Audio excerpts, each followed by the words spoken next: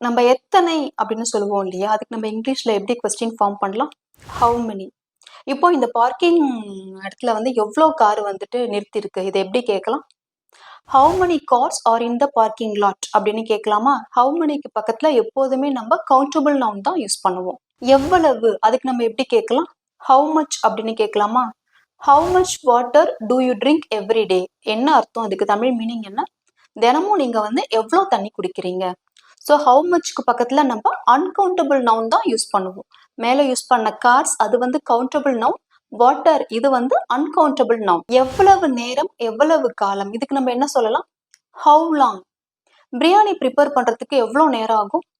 How long does it take to prepare biryani? ஓகேவா? புரியுதா? How long does it take to prepare biryani? Biryani prepare பண்றதுக்கு எவ்வளோ நேரம் ஆகும்? எவ்வளவு தூரம்? How for. How for is the library from here? இங்க இருந்து லைப்ரரி வந்து எவ்வளவு தூரம்? ஸோ இப்போ நம்ம பார்த்த how many, how much, how long, how for, உங்களுக்கு இதில் இன்னும் கொஞ்சம் ஏதாவது கன்ஃபியூஷன்ஸ் இருந்தது அப்படின்னா நம்மளுடைய சேனலில் நம்ம இது எல்லாத்துக்குமே டீட்டெயில்டாக நிறைய நம்ம எக்ஸாம்பிள் கொஸ்டின்ஸ் கொடுத்துருப்போம். அதுக்கான கார்டு லிங்கையும் நான் கீழே டிஸ்கிரிப்ஷனில் கொடுக்குறேன். அதை பார்த்து தெரிஞ்சுக்கோங்க.